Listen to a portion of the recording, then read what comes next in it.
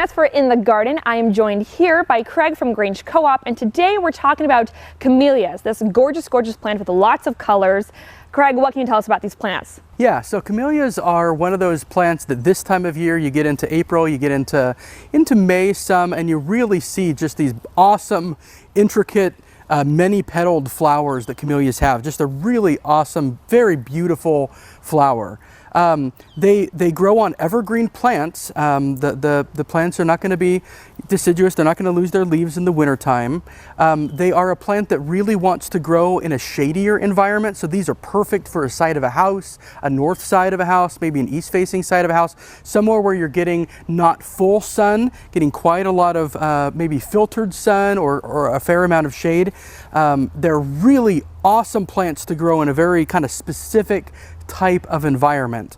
They require quite a bit, they want some acid soil to grow in. So what we use when we plant them, we always plant them with an acidic mix. When we fertilize with an acidic fertilizer. But just a really top-notch plant that this is the time of year to come in.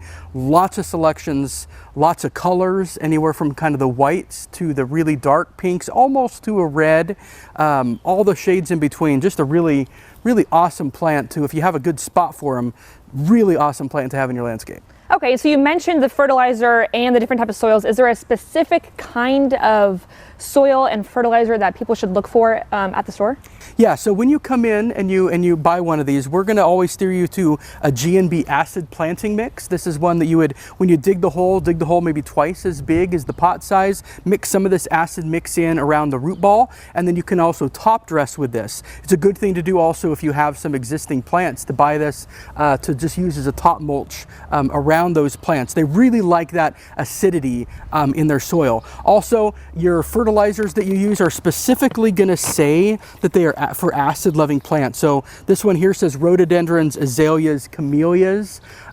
This is the same kind of fertilizer you might use on a blueberry, something that really likes that acid. It's a specific type of fertilizer that you always want to make sure and use.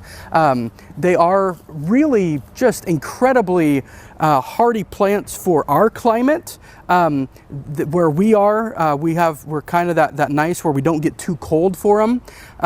Just a really, really good plant to choose. Like I said, some of them are blooming this time of year. There are other varieties that bloom in the winter time.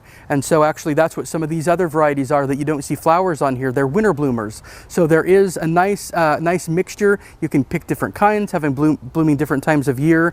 But like I said, finding that kind of a shadier spot is really the key to these guys, and they are just gorgeous, gorgeous plants. So let's talk about watering.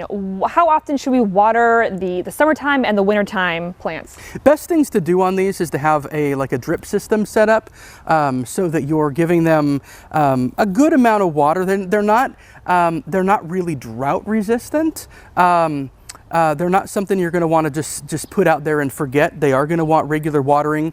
Exactly how often that is and how much to do depends a lot on what the actual soil is. Some soils are going to drain a lot faster than others. So best thing to do is if you're going to put them on some kind of a drip system, and then you're going to have to kind of get them set and then kind of adjust from there to see kind of what the needs are, is how long is it staying dry or how long is it staying moist before it turns dry.